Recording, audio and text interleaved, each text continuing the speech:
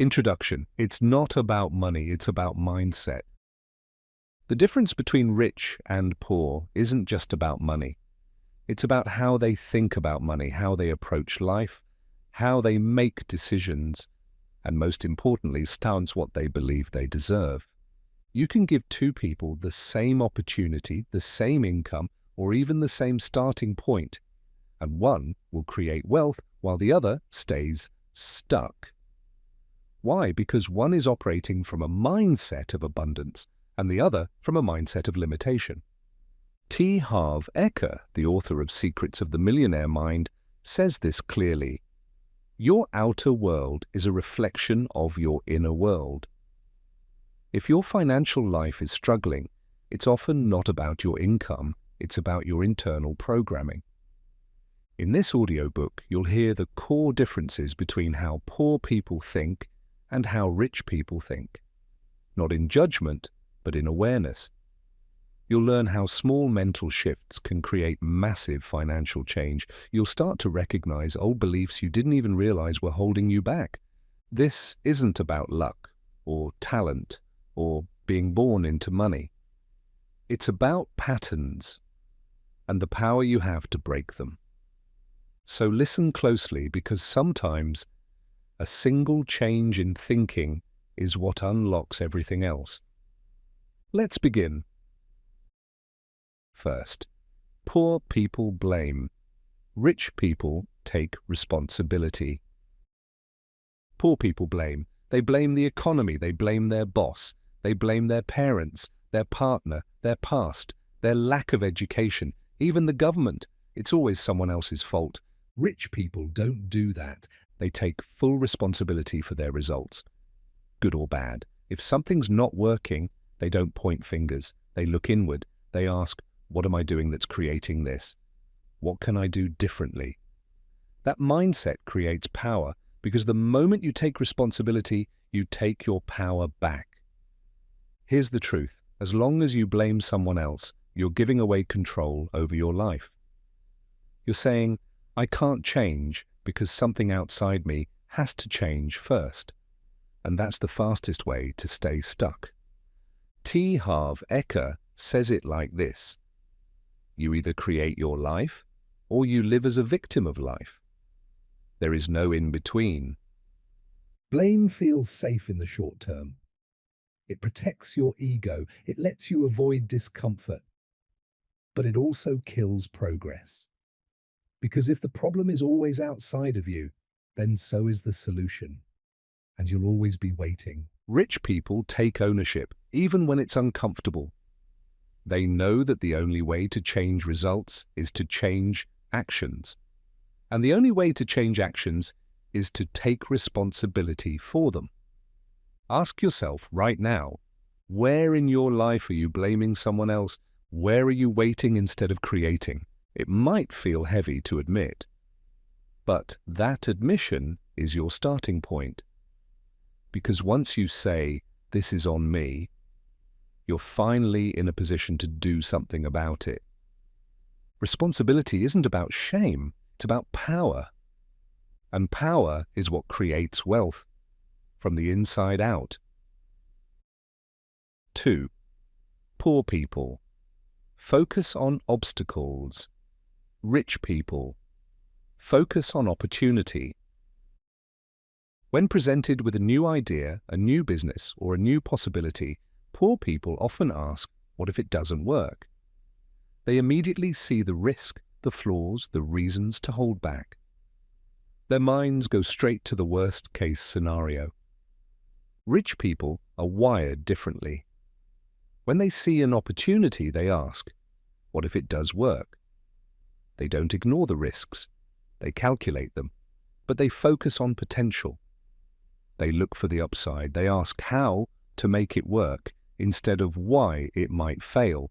Harv Eker explains that your mind is like a search engine. If you ask it negative questions, it will give you negative answers. Ask, why do I always fail? And your brain will come up with a list. But ask, how can I make this succeed? And suddenly your brain starts searching for solutions. Poor people are trained to avoid pain. Rich people are trained to pursue growth, and growth always involves challenge. If you only make decisions based on fear, you'll never move. You'll freeze at every obstacle. You'll see risk where others see reward. And you'll convince yourself that it's being careful, when in reality, it's just staying small. This doesn't mean rich people never fail. They fail often, but they fail forward. They take the lesson and move. They don't wait for the perfect moment. They understand that action creates clarity. The next time you feel hesitation, pause and ask, am I focusing on what could go wrong or what could go right? Am I asking for permission or looking for a path? Shifting your focus from fear to opportunity doesn't mean being reckless. It means being intentional. It means looking beyond the wall and seeing what's on the other side. Obstacles are real, but so is opportunity. And what you focus on is what you move toward. 3. Poor people think small. Rich people think big. Poor people often aim to survive, to get by, to have just enough. They think in terms of limits, how much they can afford, how much time they have, how much they can do alone. Rich people think in terms of scale. They ask, how can I create more? Not just for themselves, but for others. They don't think in hours, they think in impact. They understand that wealth flows to those who solve bigger problems. Harv Eker says it clearly. If your goal is to be comfortable, chances are you'll never be rich. But if your goal is to be rich, chances are you'll end up very comfortable. Poor thinking says, I just want to make enough to pay my bills. Rich thinking says, how can I build something that creates value long term? Poor people avoid pressure. They avoid growth. They try to control everything themselves, afraid to delegate, afraid to invest, afraid to expand. That's small thinking, and small thinking creates small results. Rich people build teams, they hire experts, they seek mentors, they ask bigger questions and take bigger actions, and because they think bigger, they grow faster. Thinking small is usually fear in disguise. Fear of failure, fear of judgment, fear of risk. But playing small doesn't protect you. It only guarantees that you stay where you are. Ask yourself now, am I shrinking my dreams to fit my comfort zone? Or am I stretching my actions to match my vision? You don't need to know the how yet, but you do need to stop limiting your what. Stop asking, what can I afford? And start asking, what do I want to create? Small thinking will keep you safe.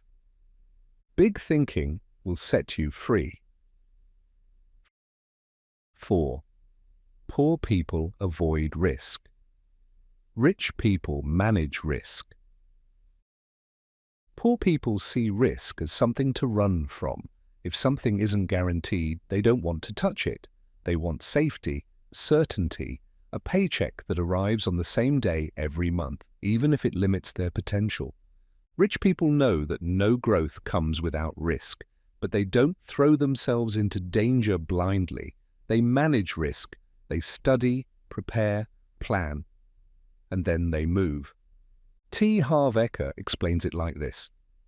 Rich people are willing to act in spite of fear.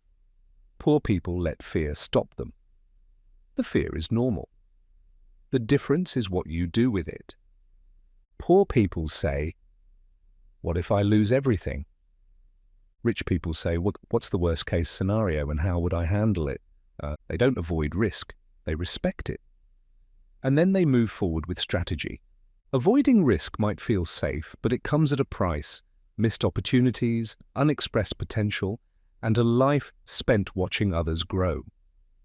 Think about this.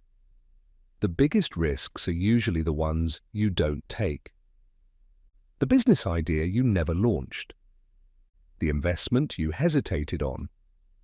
The move you talked yourself out of. None of these are guaranteed, but neither is standing still. Risk is part of the equation, so the real question isn't, is this risky? It's, is this risk aligned with my vision, and am I willing to bet on myself? Rich people take calculated risks, and they take responsibility for them. If it goes wrong, they learn.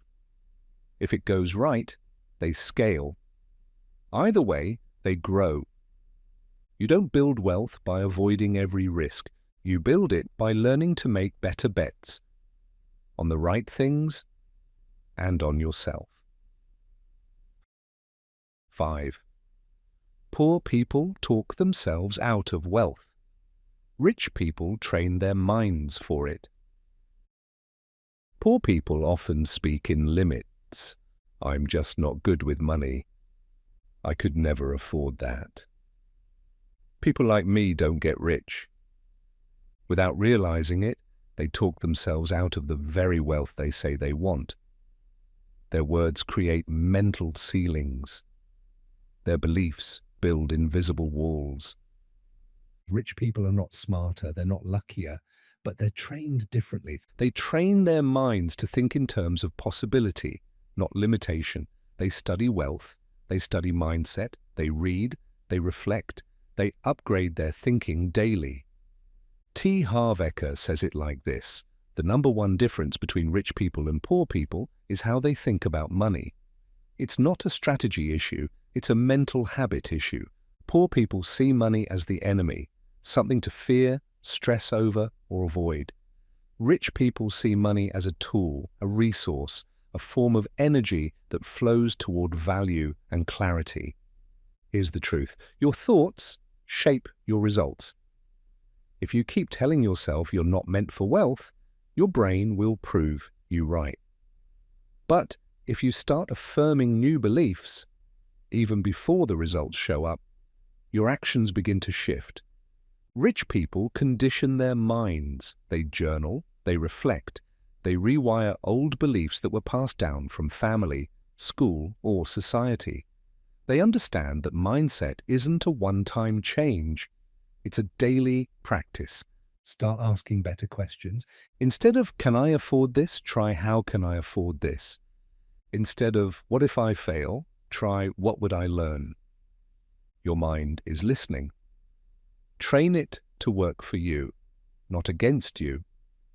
Wealth begins long before it shows up in your bank account. It begins in your beliefs. Conclusion: change your thoughts, change your results. By now, you've seen the pattern. Poor people blame. Rich people take ownership. Poor people see problems. Rich people see possibilities. Poor people think small, avoid risk, and doubt themselves.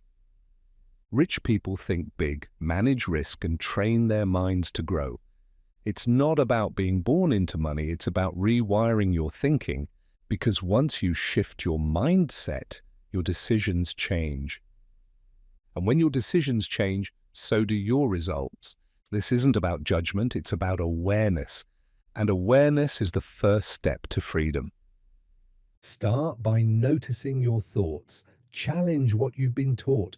Replace old stories with new beliefs. The story you tell yourself about money becomes the life you live with it. So if you want different results, start with this. Think like someone who builds wealth, and act like it too. Because wealth doesn't start in your wallet, it starts in your mind.